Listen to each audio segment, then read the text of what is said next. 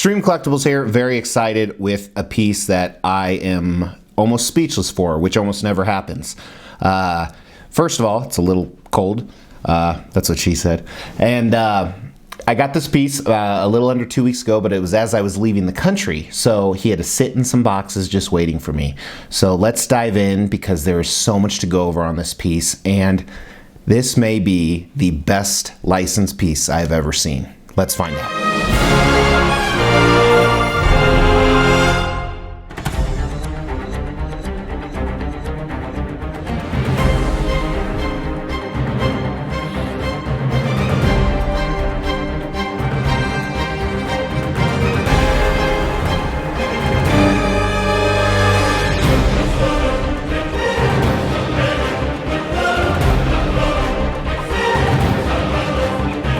Extreme Collectibles here with 1/3 scale Prime 1 Mr. Freeze statue.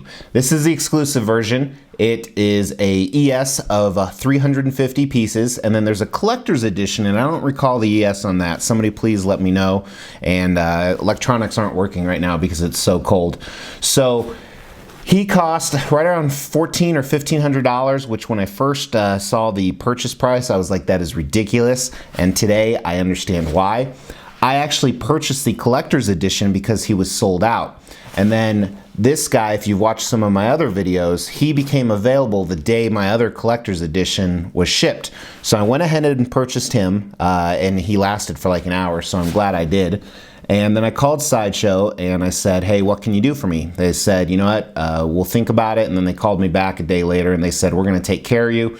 So we're gonna reverse shipping on the other one. Well, they only reverse shipping on one of the boxes. So I actually have the body of the collector's edition, and I told them that and they didn't seem to care. So I'm gonna tell them one more time, and if not, then I'm gonna have an extra Mr. Freeze body. But I got him in two extremely large boxes. And there are, I think I counted 26 pieces to him, believe it or not. You wouldn't think so, but a lot of different pieces. So the base is one piece. The fences here on the back are another. All of the shards, these eye shards, both the big and the small ones, are different pieces. Mr. Freeze's body, minus his gun, hands, backpack, wires, cables, dome and head is all one piece, which is nice. But most of the pieces that you're putting together, which you're going to see on the close-ups, are these tubes and piping and stuff like that all interconnect at 2 to 3 different points. So you have to get it in there just right. That's what she said. So assembly wasn't as hard as I thought it would be. I saw a few other posts and videos where people really stressed me, and my son got it done in about 20 minutes, mainly due to excitement. So in my opinion, not that hard to put together, but not easy. But very, very much worth it. Prime 1 is doing a whole 1/3 scale of all the DC lines, especially Bat villains, and I'm actually dedicating an entire room to that. I'm getting rid of my air hockey table so I can do that because I'd rather have these, especially once I have this. This is just phenomenal. So the difference between the collector's version and the exclusive version is one thing, it's a switch out left hand. The exclusive version has Nora, his wife, in a snow globe like you see here, and the collector's edition is just his switch out hand in a fist, which both look really cool, but heck, let's get the exclusive.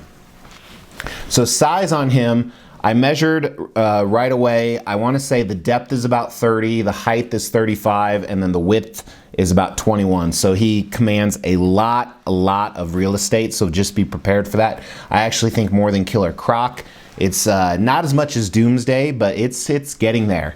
Size-wise, he does scale very well. I think the Batman statue collector, if you check out his channel, I think he scaled him with a few other pieces. I'm too cold to do that, so. But let's jump right into concept and design because there is a lot of cool stuff going on here. First of all, just like all the Bat villains, one of the things about the base is there is the Batman symbol right on the back, as you see. Or it's more the side, to be honest with you. But this is obviously, I'm giving you a few different shots here. So Mr. Freeze is in his cryogenic, or whatever you call it, Mr. Freeze suit. And he's in probably what appears to be his cave, because it's kind of an industrial you know, factory type place. So it's his lair, his hideout. Obviously he's encased in snow so he can stay warm. He just put on his suit, so obviously he's planning to leave. He's planning to go out somewhere. He's maybe in the middle of a battle with Batman, because he is in sort of a museum dynamic that's almost an oxymoron. But he's kind of in a museum dynamic pose with his wife in one hand on the exclusive version and his gun on the other. One of the cool things is his dome is removable, which you'll see later. And there's snow and ice and shards everywhere. It's a very, very cool concept. I love that they pulled it off. I love that they made the Batman XE suit to match with it, which I did pull the button on, or the trigger on right away. Sorry, it's hard to speak when I'm so cold. Very, very cool piece. Very exciting. I think the concept is awesome. I think the design of it, it's very...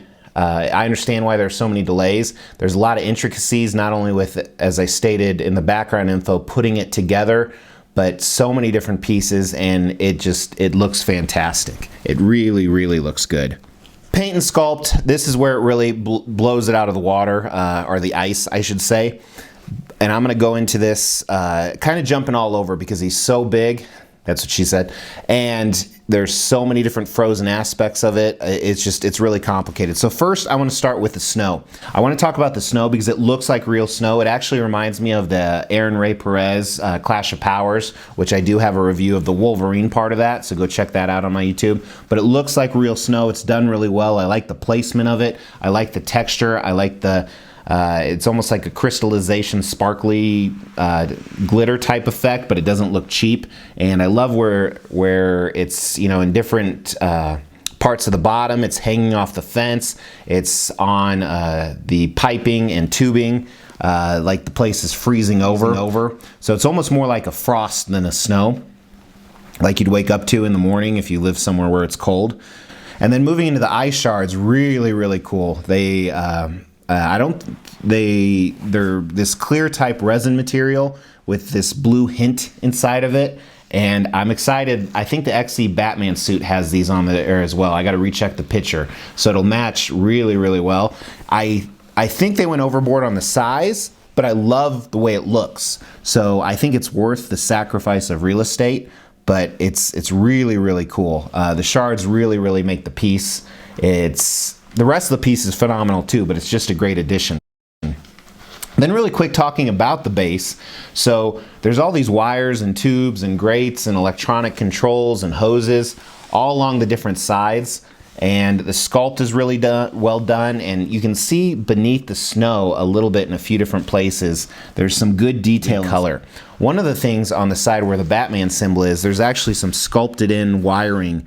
I don't know why they did that, but it's a cool, neat effect. It's not, it's real sculpt down there. The entire statue is real sculpt, and parts of Mr. Freeze that we're actually going to talk about look like mixed media, and they're not, which again just adds to the awesomeness of the statue.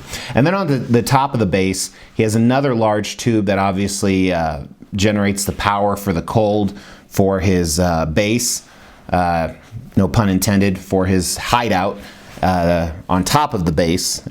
Never mind, I'm just getting confused now. But you can see it in there, and I think it's a cool addition. Something they didn't have to do, but just adds that extra detail. Then looking at Mr. Freeze, starting at his boots. So these are part of his cryogenic suit. First, there's a lot going on here. First, as you see at the bottom, there's some of that frost snow effect that maybe he picked up from the bottom, or it's just being generated from his suit. Second, he has these armor plates on the outside of his suit. So that's not actually part of his suit. It's more for him to get ready for battle. Even though there are a few different tubing and wires that assumably control some of the freeze that's going into him. Because right underneath this, there's some sculpted pants that look really, really cool. You can see the folds in them. There's some zippers in them. And the texturing and color on these is fantastic. It's really well done. There's some browns and green and black, and it looks really, really well. And then he has these straps around his thighs, I guess, that kind of hold everything together. And really quick, back onto his boots, I like that there's a lot of battle damage on them. And on the bottom, I didn't mention this either, he has these spikes, almost like snowshoes, to help him track better. Then moving on to the upper, or his torso. So again, this is part of his suit. It's kind of an armor plated, but this is where all the controls are housed. So you see a bunch of control panels, you see a bunch of dials and buttons and hoses, little tiny hoses. On the side, this is where I talked about it looks like mixed media straps that hold everything together, but they're actually sculpted. And the colors of all these up here, it's the same color of pants he has underneath his armor, because he has a shirt that's very similar. It's kind of this corduroy shirt with those same colors, but the armor is the same as it is below. I didn't really talk about the colors. It has some greens and metallics and almost a hint of blue inside of it, and has different writing and symbols on it. It's really neat. A few different hoses. And then he has a little pouch, a leather pouch that's sculpted in, that's very realistic looking. It's probably where he keeps his hand warmers. And then I want to move to hit the back. His freeze pack is awesome. It's really, really cool looking. Again, there's a lot of writing on it. There's a few different colors, a green, solid green, a solid metallic, worn metallic color. Some blues that almost look like they light up to maybe show the level of freeze power in there that goes to his gun. Some hoses, quite a few. There's about 7 or 8 hoses running out of it. There's that frost on the bottom of it because it's freezing up from the inside. And these hoses are actually connected to different parts of his armor and his gun. So I assume this not only keeps his gun running, but it keeps his suit cold as well. Some really cool decals that aren't really decals, they're painted on there, but look really, really neat. I love this. I think this is another shining part of the statue. And then moving on to his gun, this is where I think it's okay. This is the only part of the statue I think is good, not great. It looks a little flat to me. There are some cool designs on it from the detail that they put in there, but it looks a little toyish. Not a lot, just when compared to the rest of the statue, I think they could have taken more time on it. I like the size of it, that's what she said, and I like the concept of it, but it's just not as amazing as the rest of the statue. And on both sides, there's a lot of gears and buttons and wires and writing. So I think it's very good. I don't think it's amazeballs like the rest of the statue. And then looking at his gloves, so you can see part of his glove inside the gun there, which I do like that. I think that is really cool. I like the sculpt of his gloves. I like the texture on them. I like the color. Reminds me of the leather driving gloves, except really, really thick you'd have. And he has that same glove holding up Nora. Nora looks really cool. She's actually a plastic piece on the inside, so up close and out of the dome she looks stupid and fake, but on the statue it looks really good. And originally I thought the exclusive version wouldn't be that big of a deal. It is. It's really, really nice. And then last, Mr. Freeze, his head. So let's look at his dome. His dome is awesome, and you really can't tell on pictures, but it almost looks dirty because there's some type of crystal effect on the inside, which there would be in real life if this was a contraption. And I don't know how they did it. I'm so glad they did do it. It adds so many more levels to the statue. Originally I thought I might display it without the dome, but the dome is amazing. Not only that little crystal effect I'm talking about, but the metallic parts of it on the front and the back. The dome is awesome. And then his head sculpt, really, really good. I love the color they chose, very true to Mr. Freeze if you ask me. There's a lot of detail with the sculpt in his face from around his eyes and his temples and his nose and his mouth. I love the goggles. They look fantastic. They don't look sculpted. The expression on his face is perfect.